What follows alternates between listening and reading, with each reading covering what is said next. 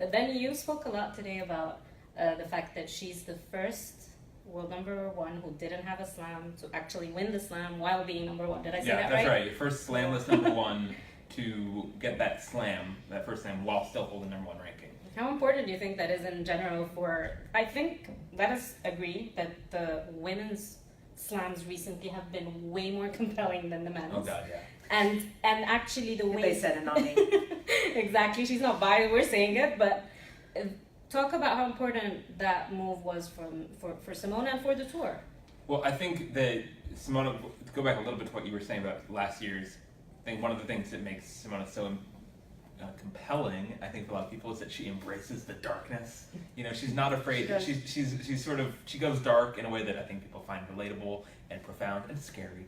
And I think that on the opposite side, on the number one ranking, she embraced the light of that. She was like, oh my gosh, I got the number one. This is incredible. And she used it as an achievement, as a springboard, and not as an albatross, which is not the way that other players, most notably, not to pick on her, but Dinara Safina, reacted to having number one ranking, because Dinara also played, well, I guess only one semifinal as number one, but it was not good here in 09 against Kuznetsova. And for Simona, it just seemed to empower her. It gave her self-belief. It says, hey, look at the rankings. I'm number one. I've already done something. It's already... She said, I think she used the phrase, I already touched something. I love when she says, I touched the number one. I already grazed greatness with my fingers or something. So it takes the pressure off, and even if, you know, I don't win a slam, and she was also good at doing that Andy Murray thing of saying, even if I never get one, it's okay.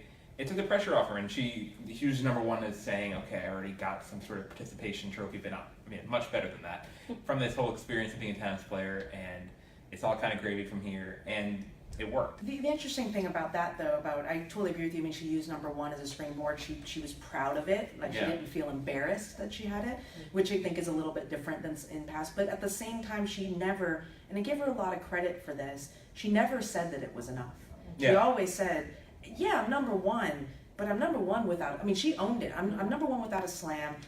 It doesn't feel right. I want the number one. And going to what you were saying, Reem, about her saying that, you know, this time Darren told me I got to go take it and, you know, put the pressure on me. The fact is, this kid does respond to that. She does respond to saying, look, it is incomplete.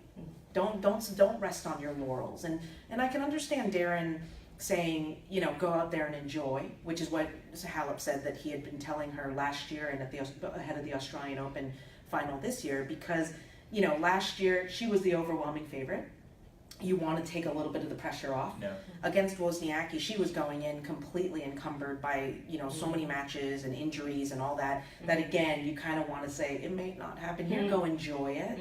This one, he said, no. You go and you take it, they will never give it to you, and you step it up. And she responded to that. So it's a complicated thing to discuss Halep with respect to her how she responds to pressure, because we obviously have seen instances where she buckles, but we also have seen instances where when the pressure is there, she does step up. It's just a matter of, and maybe Darren now is the Simona whisperer, he knows what to say and what buttons to push in order to get that out of her. And her slam finals have been good. I mean, like, all four of them have been really, good. I think it's really understated. All of them have been 3 sets. Unlike the other players who have sort of been those ones who have been, oh, I made it to 3 or 4 semifinals before I won one, most of them had laid at least one egg along the way. Seriously, I mean, Kim here in 03 played a really bad final against Justine.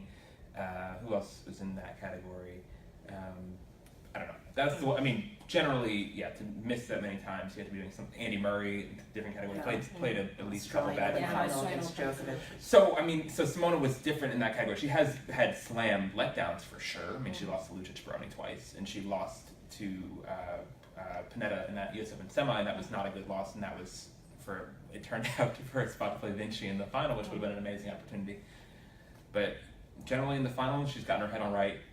Darren's been able to use a few different, you know, combinations, different cheat codes to get pretty good responses out of her. Yeah. And this one turned out well. And what we thought was, again, a 50-50 match. This was not anywhere near as clear as 1 versus 10 would make it look.